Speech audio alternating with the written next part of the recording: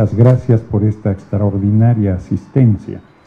Y la reforma del Poder Judicial es una reforma muy importante. Somos el primer país del mundo, el primer pueblo del mundo que elegirá por voto universal, secreto y directo a todas las personas juzgadoras. Lo acabo de decir en el Consejo de Europa, lo repito a todos los lugares a donde voy, pero no voy a evadir la protesta que desde mi punto de vista está presentándose por desinformación y por tergiversación de declaraciones que yo hice. Ahí están mis zapatos, y esos no son de un desaparecido. Aquí estoy, haciendo frente a esta reunión. Estoy leyendo un libro que se llama Los años heridos, que es la historia de la guerrilla en México de 1968 a 1985. Los jóvenes de aquella época vivieron la represión del 2 de octubre del 68. 300 personas fueron asesinadas ahí, ni siquiera se conocen los nombres de todos. Hay ahí la estela de Tlatelolco que puso el Comité 68 con Raúl Álvarez a la cabeza, que toda su vida ya murió, luchó porque se esclareciera esos crímenes de lesa humanidad. En 1971, los halcones paramilitares fueron a reprimir una manifestación de jóvenes. No podrían hacer lo que están haciendo ustedes si viviéramos esos regímenes. Y otra vez el número de muertes es indeterminado. Los jóvenes decidieron tomar las armas, porque no había camino por la vía electoral, no importaba lo modesto que fuera un municipio, no se reconocía ningún triunfo electoral, simplemente se imponían las autoridades del partido de Estado. Jóvenes de sus edades, entre 18, sin mucho, 30 años, decidieron la vía armada, por dos caminos fundamentales. Uno, con Lucio Cabañas Barrientos, que desde mi punto de vista fue la opción guerrillera más sólida. Hay un libro que se llama Guerra en el Paraíso, escrito por Carlos Montemayor, que acredita cómo por 7 años Lucio Cabañas logró mantener en jaque al ejército, enfrentó con emboscadas al ejército, y la represión sobre los pueblos de la montaña Guerrero fue brutal. Por ejemplo, en el pueblo La Quemada, 91 varones de 13 años hasta adultos mayores fueron asesinados, víctimas de desaparición forzada, porque cuando yo digo desaparición forzada y lo diferencio de las desapariciones, hasta de eso hacen mofa, como si esa diferencia importantísima no fuera relevante. No porque las víctimas de desaparición tengan menos relevancia, sino porque una persona desaparecida por un grupo criminal tiene la esperanza de que esa persona aparezca. Mientras que las víctimas de desaparición forzada, como los 43 normalistas de Ayotzinapa, para no irme tan atrás en la historia, no tienen ninguna posibilidad de que la verdad se sepa, porque fueron víctimas del Estado mexicano, de las fuerzas militares, de las fuerzas policíacas en su momento. Y en esa lucha yo alcé la voz con mucha energía, de manera solitaria, sin tener ningún cargo en ese momento. Entonces, la diferencia entre desapariciones forzadas, como esos 91 de La Quemada, o como muchos jóvenes de diversos grupos guerrilleros que hoy existe evidencia de que fueron detenidos, llevados al campo militar número 1 y no volvieron a aparecer nunca más. Dentro de ellos, Jesús Piedra Ibarra, su madre, Rosario Ibarra de Piedra, dedicó toda su vida a que apareciera con vida su hijo y nunca lo logró, porque la desaparición la había hecho el Estado mexicano.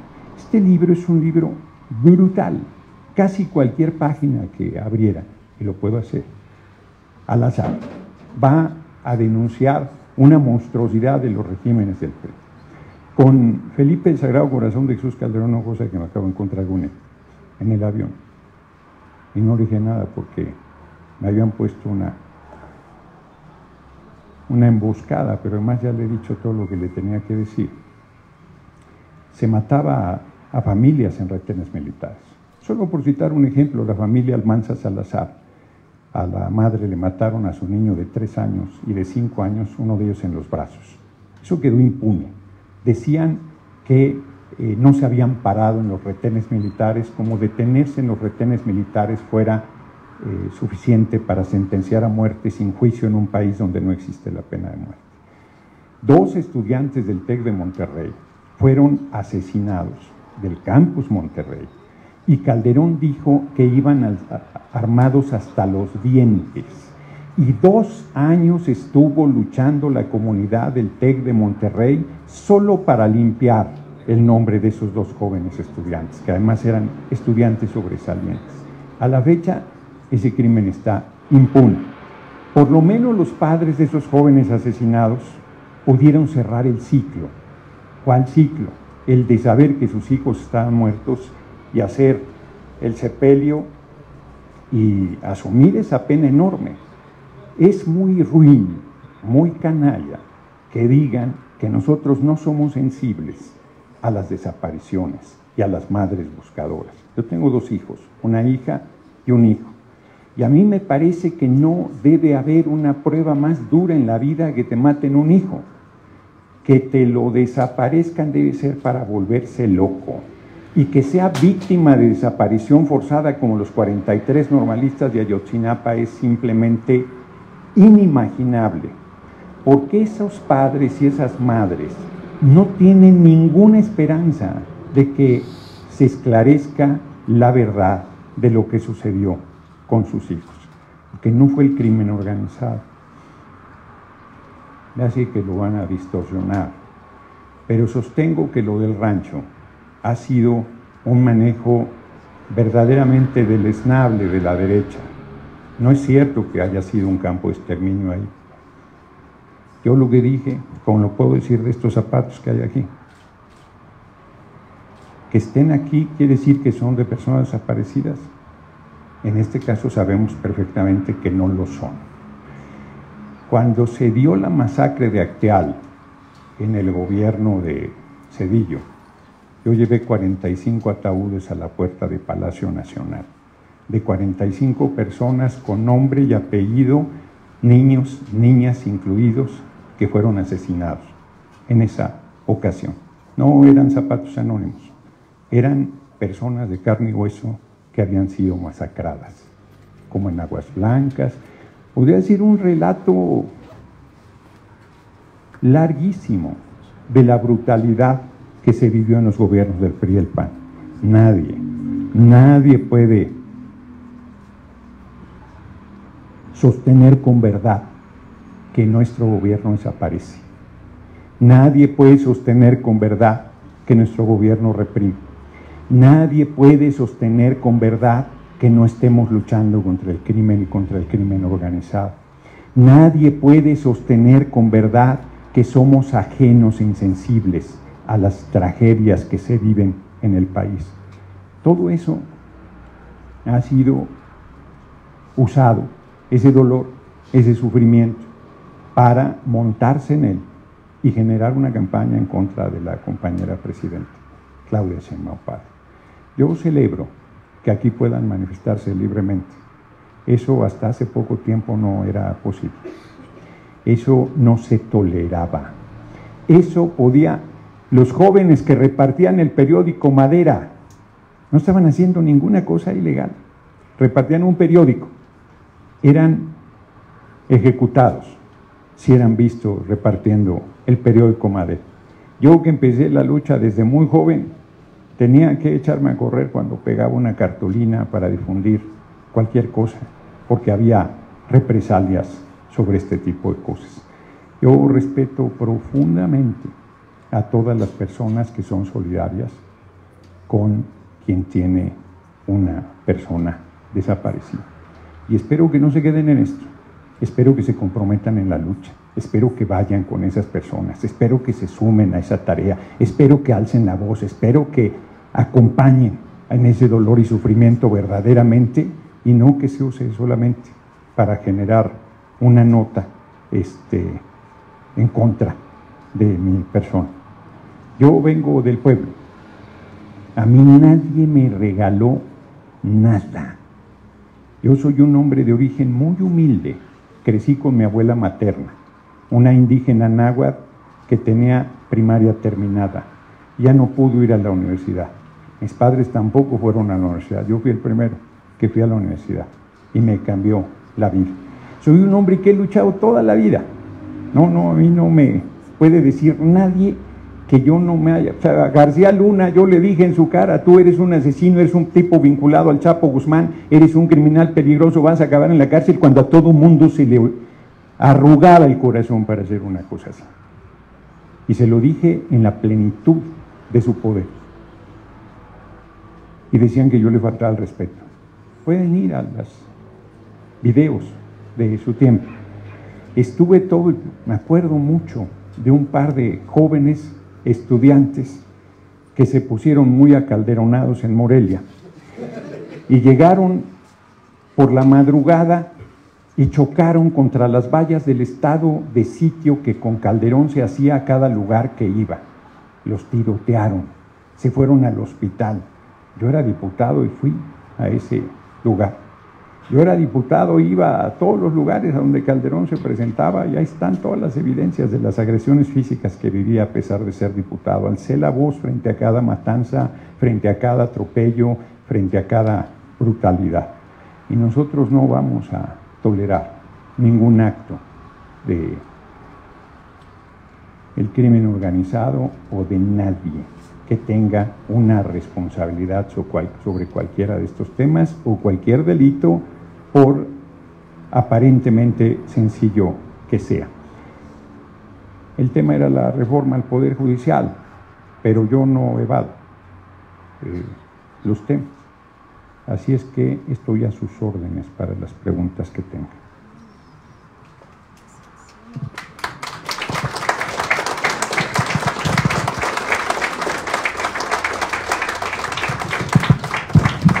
Y si había pensado que fuera por escrito, yo pido que lo hagan de viva voz.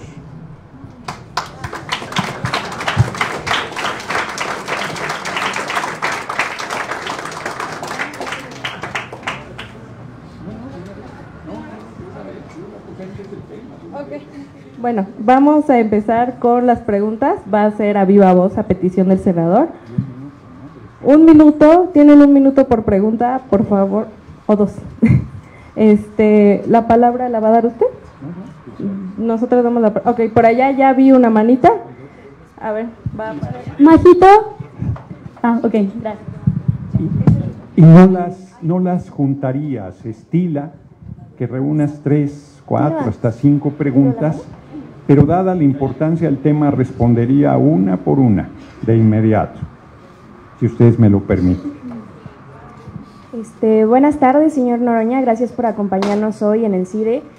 Mi pregunta viene desde una preocupación por la paridad de género en el gobierno.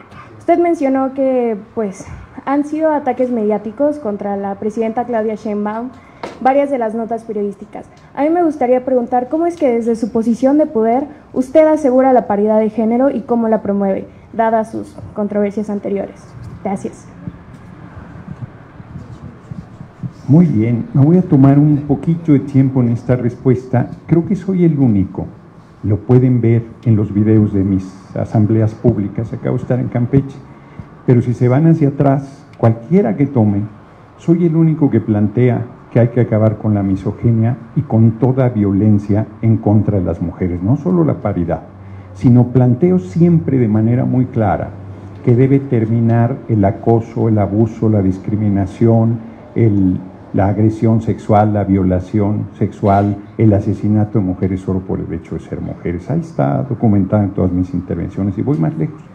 Yo les digo, hay compañeros varones que dicen que agreden a una mujer sexualmente porque los provocó por cómo iba vestida.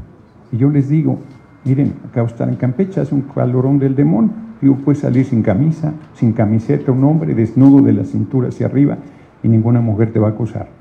Ninguna mujer te va a querer tocar, ninguna mujer te va a agredir sexualmente, ninguna mujer te va a querer violar sexualmente.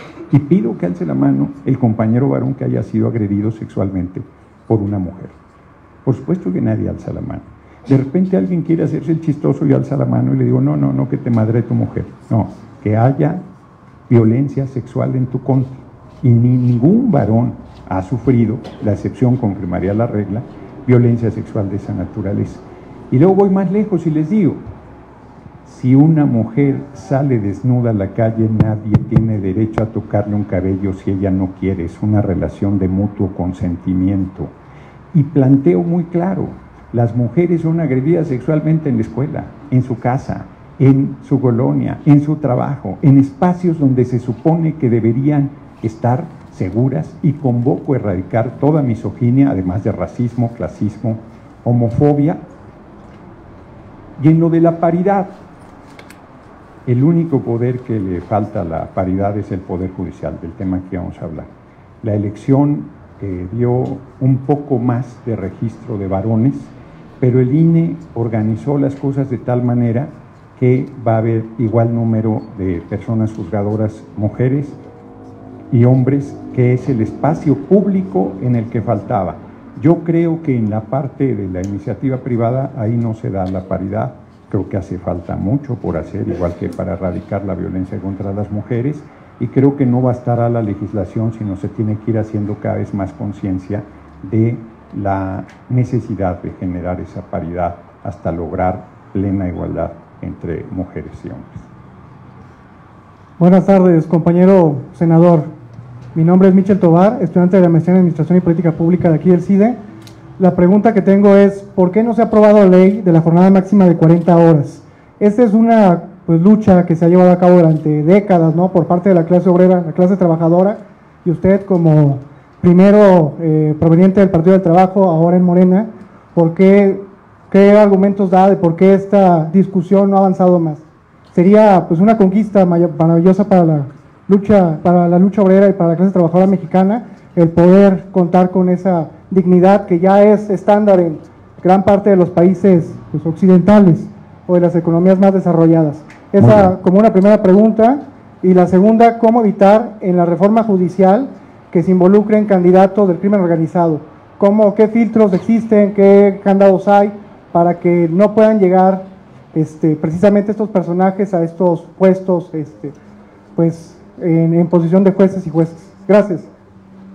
Muy bien. Sobre la primera pregunta, hace más de 100 años que no se modifica la jornada laboral en México, y efectivamente es una demanda absolutamente atendible. ¿Cuál ha sido la razón de por qué no la hemos promovido?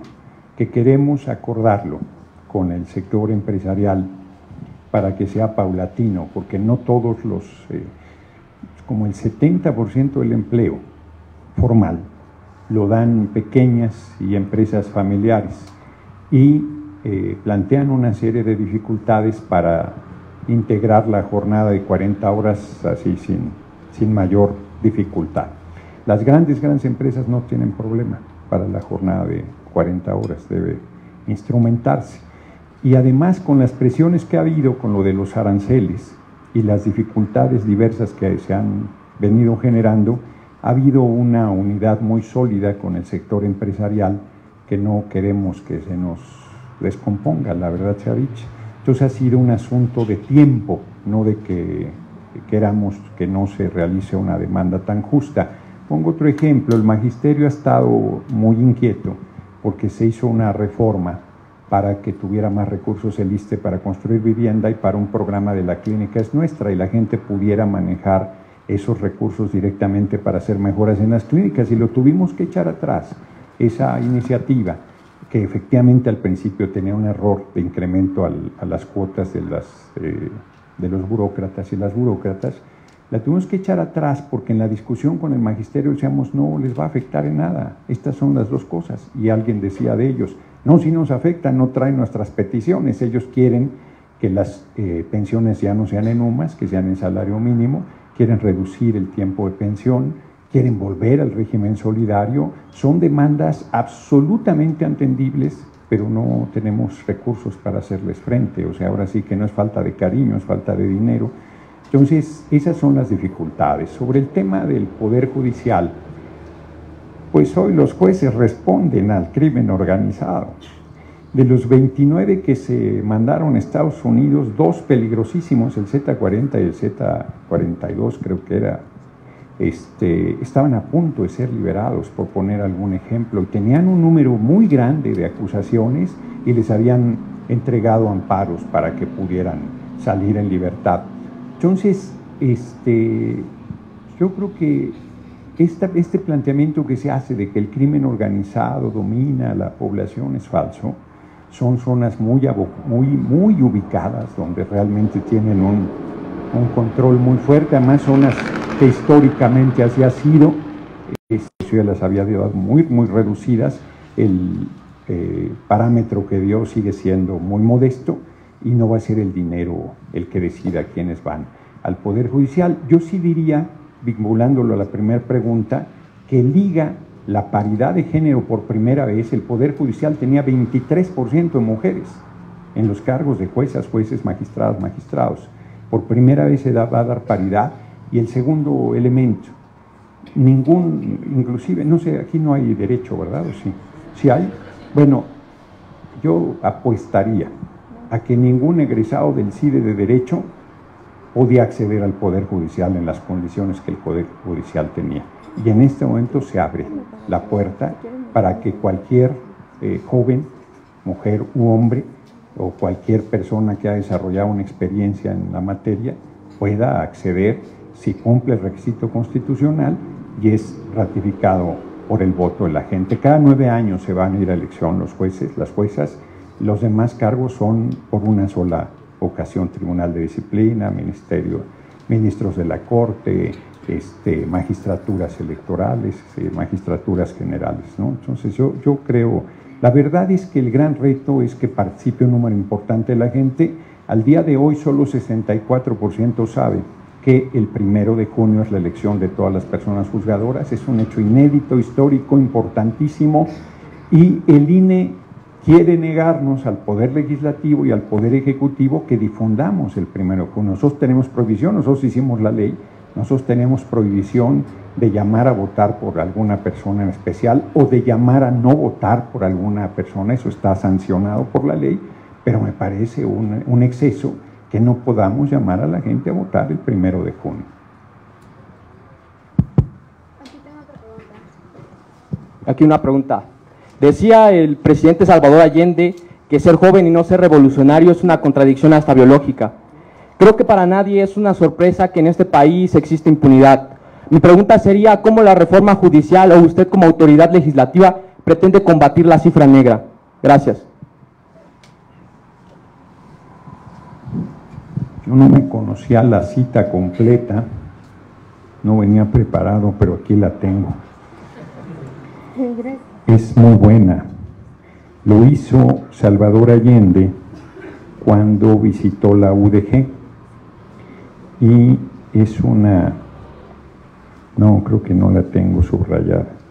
Bueno, porque fíjate que en la segunda, es muy bonita la cita, pero en la segunda parte están los jóvenes justo tomando las armas.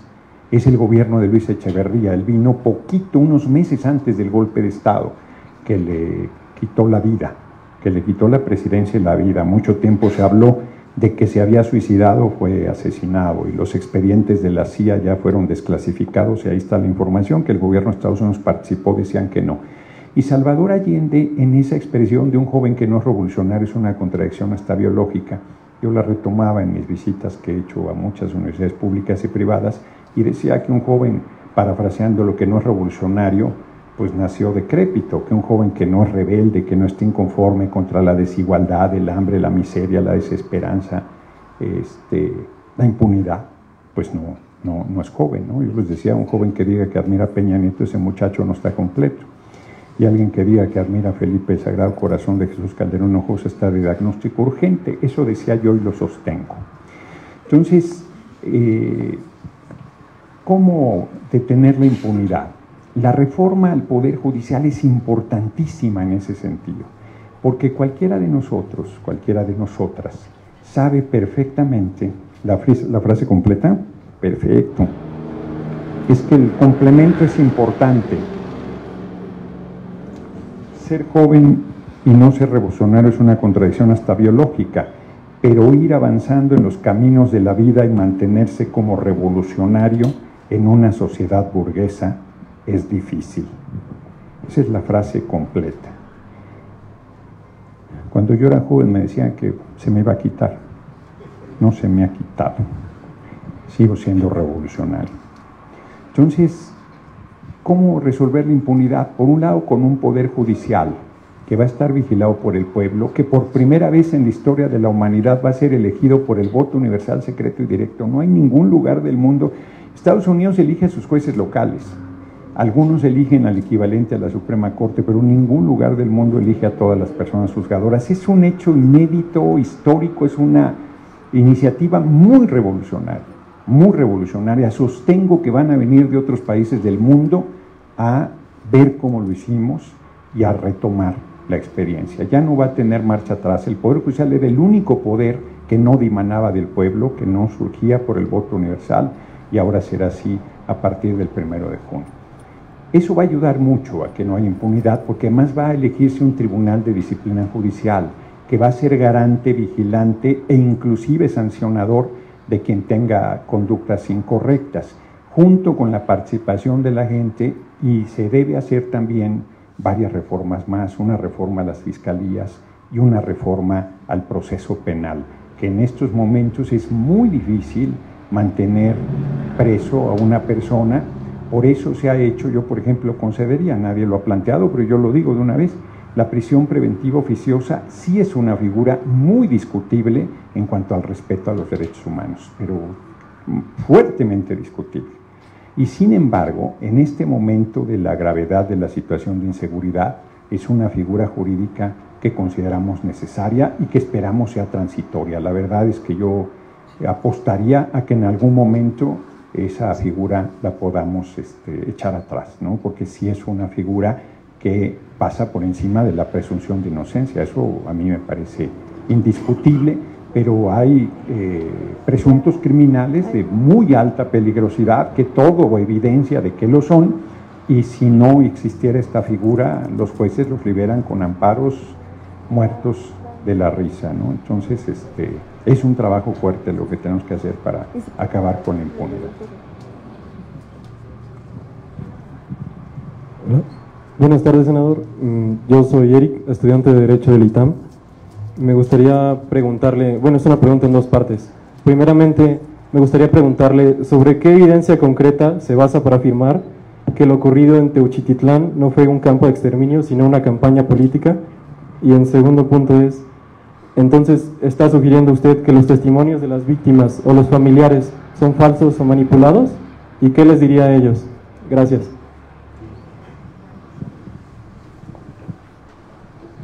Empiezo por lo segundo. A los familiares de las víctimas no les diría nada. Cualquier cosa que les digas te lo tuercen y te plantean como si fueras insensible frente al asunto. Yo lo que dije es, a ver, vuelvo a decir, estos zapatos que están ahí son de víctimas de desaparición forzada. O sea, no está acreditado que así sea. Pudiera ser que algunos de estos zapatos que trajeron sean de una víctima de desaparición forzada, yo no lo sé, pero de entrada yo pensaría que no lo son. Si estaban en Teuchitlán, ¿cuántos grados centígrados se requieren para desaparecer un cuerpo hecho cenizas? ¿Alguien me lo podría responder? Es una buena pregunta, se los voy a decir de otra manera, no estoy haciendo trampa. Cuando yo era diputado la primera vez, 2009-2012, llegaron a verme familiares de personas que estaban presas acusados de haber asesinado al hijo de Isabel Miranda de Wallace.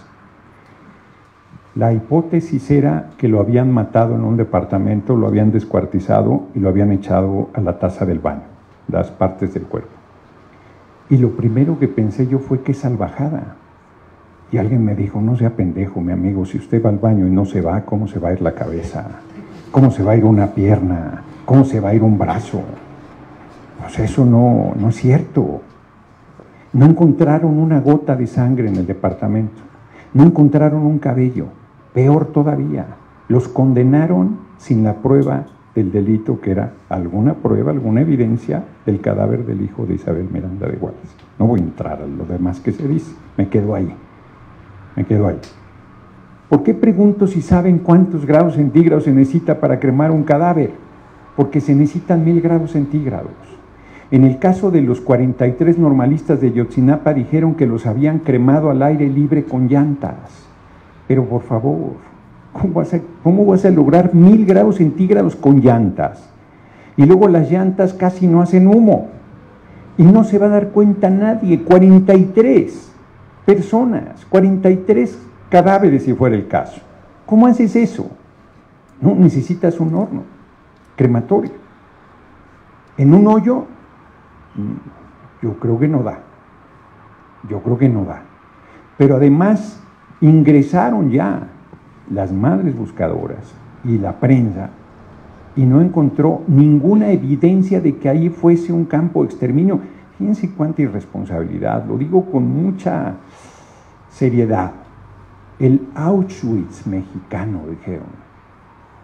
O sea, 7 millones de judíos asesinados, 8 millones de gitanos socialistas, comunistas, resistentes, gente que tenía algún tipo de enfermedad, de discapacidad, 15 millones fueron asesinados en los campos de exterminio. El Auschwitz mexicano, qué fuerte y qué irresponsabilidad y qué deleznable campaña. Hasta hoy, no hay evidencia de que ese haya sido un campo de exterminio, sí un campo de entrenamiento. Y pues son dos cosas diferentes, totalmente diferentes. Porque yo preguntaría, si se deshicieron de los cadáveres, ¿por qué dejaron ahí los zapatos? Digo, nomás lo preguntaría. O sea, pudieron haberlos dejado, pero ¿qué sentido tendría? ¿Por qué los cremaron sin los zapatos y además los dejaron ahí? Hasta hoy la evidencia no va en el sentido que manejaron los medios y no son capaces de echarse atrás. Eso va a seguir ahí y van a seguir diciendo que un campo... Bueno, el senador Añorbe del PRI se atrevió a decir en tribuna que era un campo de exterminio y que había 60 más. ¿Dónde? Da los elementos. ¿En qué lugares? ¿Con qué evidencias? Con ninguna. Por supuesto que no ha dado ni dará una sola prueba de que haya 60 campos, y no dudaría que haya 60, o los que, no sé, o si hay o no hay. Que no se tergiverse mi declaración. Pero si él sostiene en tribuna que hay 60 campos de exterminio iguales a Tenochtitlán, lo menos que puede decir es dónde y qué evidencias tiene. Es un golpeteo irresponsable. Y hacer un paralelismo con Ayotzinapa es el colmo de la actitud canalla. Están los nombres de los 43 jóvenes que fueron víctimas de desaparición forzada de Ayotzinapa. Existen los nombres. De los 200 zapatos, esos no hay un solo nombre. No hay un solo nombre y un solo elemento que diga esta persona fue desaparecida ahí. No hay una sola evidencia hasta este momento. Pueden aparecer evidencias, sí. Tú le dices esto a una madre buscadora, pues como me contestó una, no, yo un par de zapatos pienso que es mi hijo y pienso que es una esperanza de que se sepa dónde está. O sea, lo entiendo perfectamente, pero eso no quita la perversidad de quienes se han montado en ese dolor y ese sufrimiento. Lo digo de otra manera. ¿Cuándo el PRI y al PAN le han importado el pueblo, las víctimas y nada?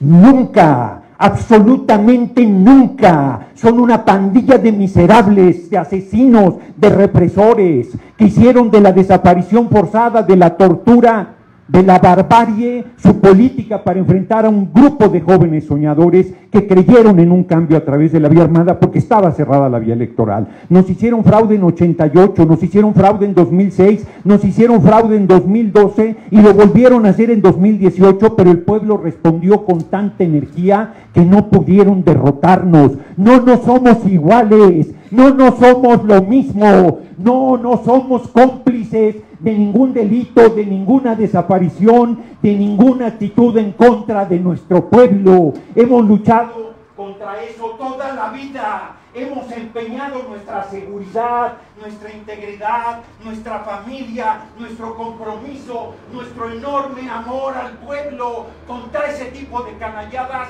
y repudio que nos quieran meter en ese costal de asesinos que bañaron en sangre el país, y muchas de las personas que ustedes apoyan, con las que ustedes simpatizan, justificaban esos actos miserables. Se tenía que decir y lo dije. Yo tengo una pregunta.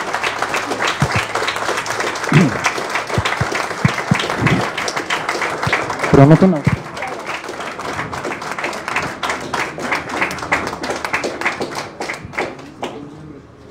Bueno, Tengo una pregunta, perdón.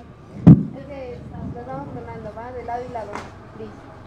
Bueno, usted fue muy sagaz, muy astuto, señalando que los zapatos que hay ahí enfrente no son de ningún desaparecido, que son de estudiantes acá. Y bueno, ahí solo quiero constatar que hubiéramos intentado traer zapatos de las personas que se encontraron en el rancho Izaguirre, de no ser porque un día después desaparecieron todas las pruebas, que la fiscalía cerró, tapó hoyos y no permitió a ninguna madre excavar, y desaparecieron todos los zapatos que se difundieron en redes. Entonces, pues lamentablemente no pudimos traer esos zapatos. Y en ese sentido tengo una primera pregunta: ¿qué va a hacer usted desde sus posiciones de poder para garantizar que las investigaciones, como en este caso, no se entorpezcan, no desaparezcan cosas, permitan a los familiares cavar, seguir investigando? Porque pues eso no lo dijo ni Felipe Calderón, ni Enrique Peña Nieto, ni ningún priista, eso lo dijeron las madres buscadoras del Estado Libre y Soberano de Jalisco.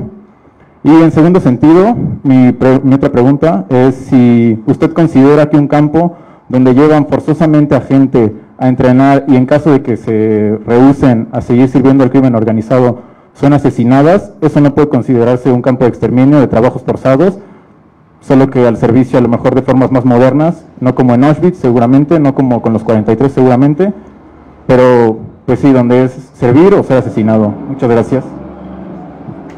Bueno, primero, bueno, espero que con la respuesta que doy se sientan tan excitados también, y excitadas. Primero, yo no dije inclusive, no fui sagaz, es obvio, y fui cuidadoso, porque dije, y no descartaría que algún par de zapatos pudiera ser de un desaparecido. Lo dije, está transmitido en vivo y está la declaración. Segundo, pues no iban a quedarse ahí los 200 zapatos para la eternidad, ¿verdad? Se supone que se está verificando a quién correspondieron esos zapatos y si esas personas están localizadas, no están localizadas, cuál es su condición. Me llama la atención que en todos esos carteles que traen no haya un solo señalamiento al alcalde de Teuchitlán, que nunca se enteró que ahí había un campo de exterminio, como ustedes sostienen. Es un cacicazgo que lleva décadas ahí. No hay un solo señalamiento de ustedes al alcalde de Teuchitlán. No hay un solo señalamiento de ustedes, ni lo han hecho público, al fiscal de Jalisco, que tenía la responsabilidad de la investigación del rancho y que no hizo en esencia nada. Y esos crímenes de inicio los investiga la fiscalía. Apenas tomó 200 cadáveres cremados sin un horno para lograr los 1000 grados que se requieren para ello. O sea, como dicen los abogados, aceptando sin conceder que hayan matado inclusive a una persona ahí, a una persona que no haya querido colaborar o que no haya estado a la altura de las exigencias para que fuera integrado a los grupos criminales. ¿Eso hace de ese lugar un campo de exterminio? ¿Eso hace de ese lugar un Auschwitz mexicano? ¿Eso hace que digan que nosotros somos responsables de lo que ahí haya sucedido? Cuando apenas la Fiscalía General de la República entró al tema, porque eso era responsabilidad del gobierno de Jalisco, primero de Alfaro y ahora del actual gobernador. ¿No se les ha ocurrido hacer una protesta en Jalisco para exigirle a esas autoridades por qué durante tanto tiempo no hicieron nada? Porque yo preguntaría, ¿para qué sirven los alcaldes y alcaldesas? ¿Para qué sirven los gobernadores y gobernadoras? Si la única responsabilidad la tiene la Presidencia de la República. ¿Perdón? No, yo creo que es una majadería lo que tú dices y no te la acepto y no te lo tolero. porque Murillo Karam era el fiscal, sí, y yo te respondo, Murillo Karam era el fiscal general de la República. No te interrumpí primero en ningún momento que tú hablaste lo que dijiste, que yo no compartía nada. Que a ti no te gusta mi respuesta, como a mí no me gusta tu pregunta. Y bueno. ¿Qué va a hacer usted para que las... Primero, yo no soy fiscal, ¿verdad? Entonces me exiges que yo tenga una respuesta a un tema que no es de mi responsabilidad. Aquí tienes muy cerca la Fiscalía General de la República y puedes ir a protestar contra Gers Manero, que tiene en este momento la investigación. Bueno, compañeros, si vas a seguir interrumpiéndome, no es posible que tengamos... Yo lo escuché todo el tiempo y los he escuchado a todos y no los he interrumpido una sola ocasión. A mí me parece que una regla básica de un intercambio, y si tú lo que quieres es salir como héroe, ya lo lograste, tienes el reconocimiento de quienes están en una posición crítica en contra de nuestro gobierno, nuestro movimiento, pero tendrá que llegar el momento en que ustedes reconozcan que se equivocaron. Tendrá que llegar el momento que ustedes reconozcan que fueron instrumento de una campaña ruin en nuestra contra. Y tendrá que llegar el momento en que reconozcan que nosotros estamos sirviendo al pueblo con honestidad, con compromiso, con seriedad y con firmeza. ¿Qué voy a hacer yo? Apoyar en todo al fiscal general de la República en su investigación y exigir que la verdad salga a la luz y que no quede impune cualquier cosa que haya sucedido en ese lugar. Eso es lo que yo voy a hacer.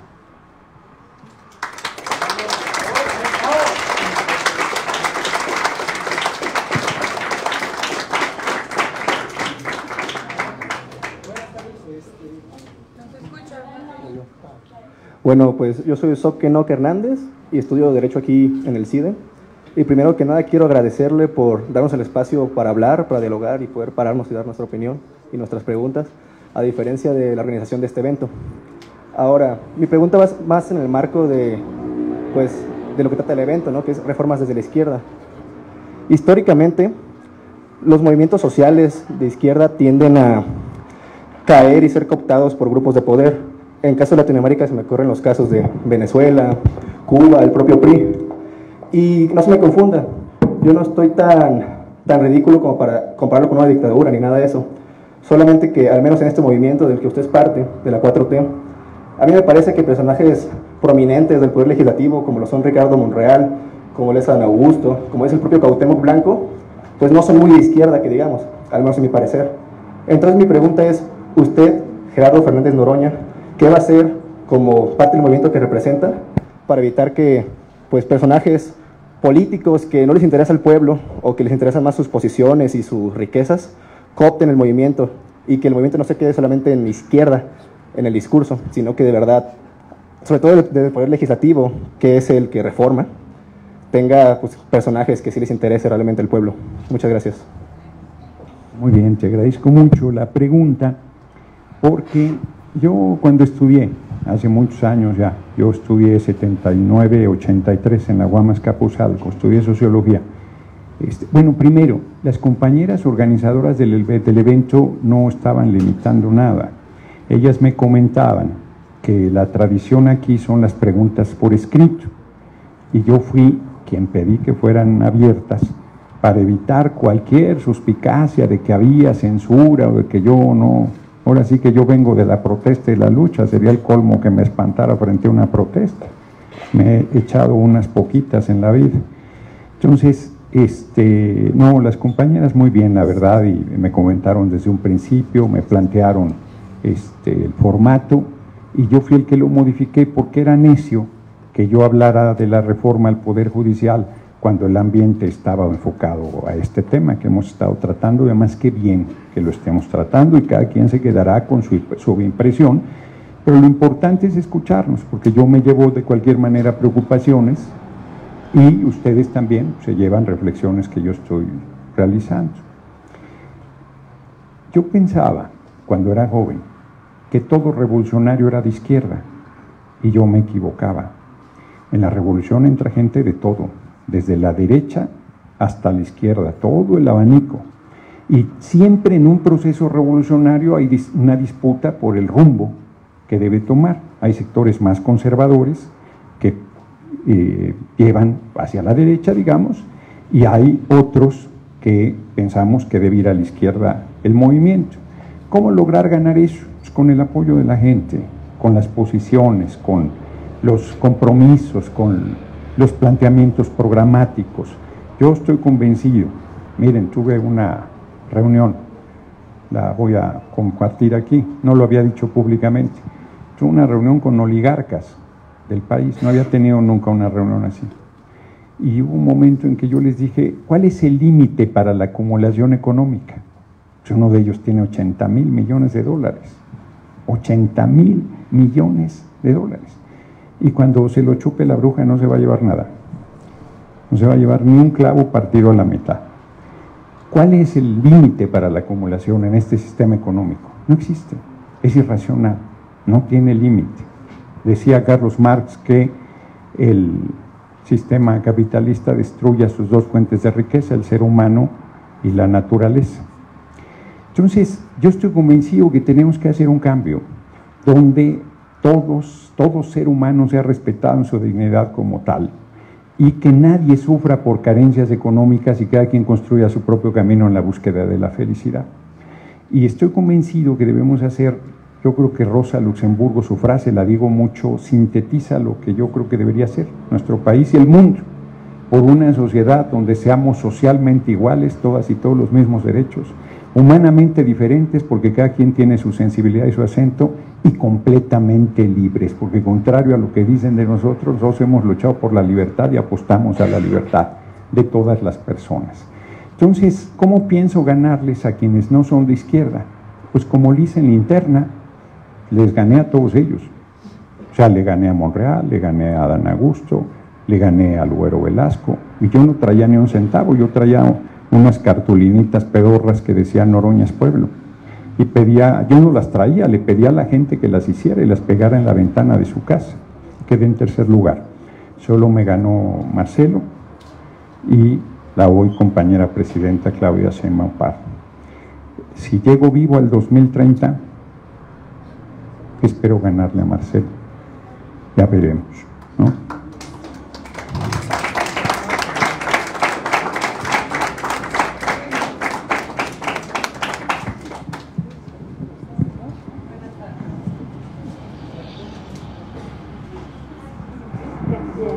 Buenas tardes. De nuevo le agradezco que permitiera los micrófonos abiertos porque nos da oportunidad de aclarar muchas cosas que a través de una lista no hubieran sido posibles. Primero, estoy de acuerdo con usted en que la tergiversación de la información suele darse mucho en los medios, entonces de nuevo haciendo uso del micrófono, quisiera aclarar, porque también tenemos un presupuesto muy limitado de estudiantes, entonces los carteles, y claro, los tenemos de medios porque no tenemos un medio propio, pero son únicamente declaraciones del senador, no incluimos ninguna nota haciendo algún tipo de juicio, hicimos uso de esas notas para las declaraciones del senador. Entonces voy a hacer mi pregunta, que ya se ha intentado hacer varias veces y no se ha contestado, con respecto a destruir las estructuras del poder. Y me gustaría mucho, le pido, que respondiera esta pregunta sin decirnos lo que el PRI y el PAN hizo o no hizo. Claro que es nuestra responsabilidad saber lo que se hizo y, bueno, también la razón por la que no se hizo denuncia de otras autoridades es porque no están aquí. Claro, totalmente de acuerdo, también se tiene que denunciar a fiscales, gobernadores y presidentes municipales involucrados en todo esto, pero bueno, tenemos a una figura pública de su nivel y por eso las denuncias son hacia usted. De nuevo mi pregunta, ¿cómo pretende romper con las estructuras de poder, por ejemplo, con un acusado de agresión sexual que tuvo todo el respaldo? Y también a las preguntas previas que nos hizo con respecto a si conocemos algunas de las características de estos campos, como bien también mencionó, de adoctrinamiento y exterminio. Sí, tenemos otras medidas. La semana pasada estuvieron aquí acompañándonos madres, padres y familiares de personas desaparecidas y ellos nos platicaron muchísimo del proceso, de lo difícil que es, como usted bien menciona, y que nada de lo que sucedió en ese campo es imposible. Ahí tienen muchísima información con esos familiares, porque no solo hacen labor de búsqueda, sino que tienen varios ejes de información a la población en lo que sucede en las desapariciones, ¿no? Entonces, tenemos ese tipo de acciones. Desafortunadamente, ese foro no tuvo esta misma cantidad de personas, pero hubo muchísima reflexión acerca de cómo pasa eso, en cómo efectivamente es muy factible que pase, no es nada descabellado pensar que eso esté sucediendo, inclusive 60 veces. Ellos lo han hecho, lo acompañan y piden acompañamiento. Entonces, aprovechando este foro, también les invitaría a acompañar a los familiares. Ellos piden personas para ayudar a las búsquedas de sus familiares. Ahora sí, perdón. ¿Cómo planea romper también con continuar diciendo que no hay pruebas suficientes para que el Estado sea, cuando claro que el narcotráfico no funciona sin el Estado, a redes locales, claro está, que podrían no necesariamente estar involucradas en Morena, pero es una realidad que el Estado funciona con el narcotráfico para hacer este tipo de situaciones, ¿no? Entonces, ¿cómo romper las estructuras de poder protegiendo a agresores sexuales y esperando siempre pruebas antes que los testimonios, deslegitimando lo que las madres vinieron a decir esta institución? No es ningún medio, madres buscadoras, y siguiendo diciendo que no hay información suficiente para asegurarlo. ¿Por qué no llevar esta discusión a qué hacerlo? No a los medios de comunicación que desvirtúan la información. ¿Por qué no decir abiertamente qué hacer para que estas investigaciones funcionen? Gracias. Bueno, yo diría que si se hace esta argumentación, pues no hay nada que decir. No hay nada que decir. Ella sostiene que ese era un campo de exterminio, que ahí desaparecieron a las personas, que las madres buscadoras están convencidas y que nosotros somos cómplices del asunto.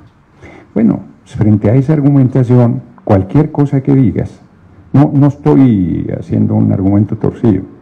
A ver, si viene, yo estuve en Tijuana el mismo fin de semana cuando salió lo de Techoitlán. Se me acercó una mujer bañada en llanto, que le habían desaparecido al hijo de 18 años en Tijuana, y él venía de Sinaloa. Me dijo que 11 habían sido detenidos por la policía local y que 6 estaban presos y 5 no aparecían. Yo le dije, dame más información, dame la denuncia, algo para ver qué pasó. Pues es una cosa, pues ahí en el mitin, o sea, no... ¿Cómo sigues hablando tú de quién sabe qué cosa cuando tienes ahí un planteamiento de esta naturaleza? Y por supuesto que yo no planteé que eso no fuera cierto, pero no puedo actuar si no hay algún elemento. No había metido la denuncia, se está investigando el asunto. Parece que es cierto, tenemos evidencias ahí. En el caso de Techoitlán no las hay. O sea, el 5 de diciembre le dijeron a las madres buscadoras que allá había. Y llegaron, estaba ahí lo de los zapatos y todo el asunto. Yo vuelvo a insistir, ¿cómo se deshicieron de los cadáveres? ¿Cómo se deshicieron de los cadáveres? Si ese era ahí el campo de exterminio, pues la única manera es quemándolos. Vuelvo a decirlo, se necesitan 1000 grados centígrados. No pues con menos. Y además requiere determinadas condiciones. ¿Había hornos ahí? No los hay. O sea, ¿se puede en un hoyo en el piso cremar un cadáver? No se puede. No lo digo yo. O sea, es una evidencia física, de la ciencia física, no de mis opiniones. Pues, a ver, cualquiera que oiga a las madres buscadoras, pues claro que se te parte el corazón, claro que dices qué barbaridad. Y si ellas sostienen que ahí desaparecieron a sus hijos, pues está durísimo eso. No tienen pruebas porque no existen hasta este momento. Pudieron haber desaparecido a sus hijos ahí.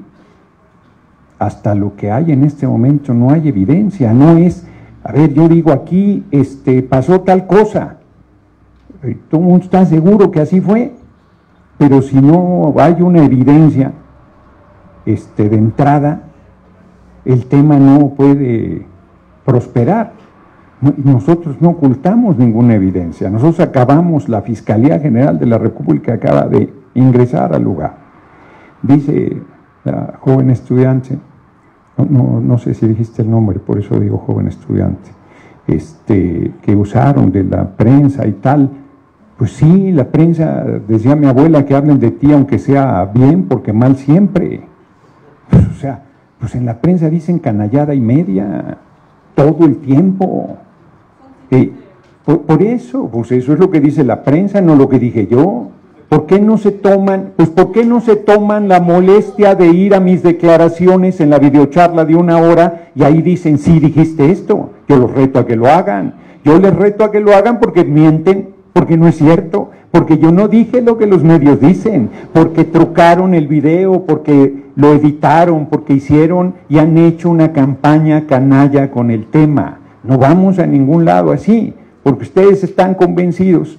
No me van a pedir una disculpa nunca, pero los hechos van a demostrar que ustedes estaban equivocados y que me han hecho un reclamo incorrecto a un hombre que ha dedicado su vida a la transformación del país, que ha luchado todo el tiempo contra la injusticia, contra la barbarie del Estado, contra la brutalidad. Dicen, es que no me hables del pasado. Pues es que el pasado explica el presente. Es que lo que ha sucedido nos lleva a donde estamos parados. O sea, cuando Felipe, el Sagrado Corazón de Jesús Calderón Hinojosa, declaró la guerra contra el narco, bañó en sangre al país. Eso sigue ahí presente. El compañero presidente pensó que en marzo de 2024 podía pacificar el país. No se logró, no se logró. Seguimos con ese tema sin resolver. Y nosotros, yo estoy convencido que estamos haciendo lo correcto, atendiendo las causas de la desigualdad, de la pobreza, los programas sociales que se volvieron derechos constitucionales. Ustedes, no debería ser así, no debería ser así, pero, y espero que no se malinterprete, pero son jóvenes privilegiados, no porque estén en el CIDE, no, son jóvenes privilegiados porque tuvieron, yo fui joven privilegiado, por tener acceso a una educación universitaria que se le ha negado a la mayoría de las jóvenes y los jóvenes en este país. En ese sentido hemos sido privilegiados. Y tenemos una responsabilidad pública. Yo celebro de verdad, celebro que ustedes tomen esta causa y les pido que no la suelten. Les pido que sigan luchando, que sigan alzando la voz, que sigan cuestionando, que sigan preguntando, y les pido que si la realidad demuestra que están equivocados, tengan la decencia en algún momento de decirme, Gerardo, te reclamamos injustamente. Cierro con una anécdota. Cuando yo fui diputado la primera vez, hoy estoy en una condición muy favorable, no solo por el cargo que tengo, que es un cargo muy honroso. Yo nunca pensé ser senador, mucho menos presidente de la Cámara de Senadores, la verdad. Y cuando yo fui diputado la primera vez me tocó la usurpación de Calderón. Era muy duro, porque los medios, no existían las redes, no existía la posibilidad de mostrar otra cosa. Y los medios me hacían unas campañas brutales de desprestigio. En mi propio movimiento era yo incomprendido, estaba en una condición de mucha soledad y no me eché para atrás nunca. Hoy, que estoy en una condición muy favorable, pues es otra cosa. Pero en ese tiempo, después pasaron los años y un día un hombre del norte, así como son, el prototipo de sombrero alto, fuerte, me dijo, cada que yo te veía y oía de ti me caías en los huevos, así me dijo. Yo estaba equivocado, tú tenías razón. Y yo me fui con todo el campañón que hicieron los medios en tu contra permanentemente. Hoy hay una causa legítima que es la aparición con vida de las personas desaparecidas. Es una herida abierta, es un agravio, es un tema de la más alta prioridad. Yo no soy responsable de eso. Yo no soy responsable de eso. Ni justifico la desaparición, ni estoy diciendo que no hayan desaparecidos. Lo único que digo es que todo lo que han dicho sobre el rancho Teuchitlán hasta el momento no ha resultado verdad. Eso es lo que digo. Y personas desaparecidas, claro que hay, un número muy importante, en varios rincones del país. Y es una herida abierta, como lo es la desaparición forzada de los 43 normalistas de Ayotzinapa, que tampoco fue, esa no fue nuestro gobierno y no hemos podido lograr que se sepa la verdad de lo que allí sucedió. Yo quiero terminar agradeciendo su asistencia. La verdad es que en términos generales las preguntas fueron respetuosas, correctas, con puntos de vista, con argumentos, con seriedad, como debe ser cualquier intercambio entre personas que tienen puntos de vista divergentes. No me habían invitado nunca al CIDE, por eso no había venido. Yo no voy a donde no me invitan, pero las veces que me inviten vendré con mucho gusto y de verdad, sin ninguna demagogia les digo, no suelten el tema. Yo no soy el objetivo de sus protestas. El objetivo es que aparezcan idealmente con vida las personas desaparecidas, si es una causa legítima, es una causa noble y es una causa a la cual vale la pena dedicarle la existencia a quien así decida hacerlo. Hay varias manos levantadas, pero se había previsto hasta la 1:30. Yo tengo también agenda. Una pregunta, diputado. A ver, una última. Mire, hace una semana tuvimos un conversatorio de madres buscadoras y otros colectivos de buscadoras. También el semestre pasado tuvimos a las madres de los desaparecidos de Ayotzinapa. Mi pregunta es una de mis preguntas y quería preguntarle si usted se atrevería a verlas a los ojos y decirles que sus hijos no están desaparecidos. La otra... A ver, para. Para. ¿En algún momento he dicho eso que está diciendo él? Yo les pregunto a esta asamblea, ¿en algún momento he dicho lo que está diciendo? No, a ver, eso no dije. Eso no es cierto. Ya estás bueno para entrar a Televisa, haz tu solicitud. Yo no he dicho eso. Lo que he dicho, acabo de decir, no es cierto, lo que ustedes están diciendo es falso, está transmitido en vivo. Lo que yo estoy diciendo, a ver, no es cierto, yo no he dicho y no voy a permitir que digan lo que yo no he dicho. Dije, es una herida abierta, son muchos los desaparecidos en el país, es un tema muy importante, vale la pena dedicarle la vida, es necesario que se sepa y idealmente que aparezcan con vida. ¿En qué momento dije que no están desaparecidos? Ustedes sostienen que el campo de Techitlán era un campo de exterminio, que era el Auschwitz mexicano, que por lo menos 200 personas ahí fueron exterminadas. Yo sostengo que eso que ustedes dicen no se ha probado. Eso es lo que estamos diciendo en este momento. Ustedes ponen en mi boca cosas que yo no he dicho. No, así como dije hace un momento que el diálogo ha sido muy respetuoso, digo en este momento, no tiene sentido continuar. Están faltando a la verdad y en un intercambio así no tiene sentido. Muchas gracias, que pasen muy buena tarde y que logren el objetivo que aquí se está planteando. Compañeros, agradecemos su atención. Desgraciadamente, nosotras buscábamos mantener el diálogo elevado. El senador ha considerado faltas de respeto a su persona.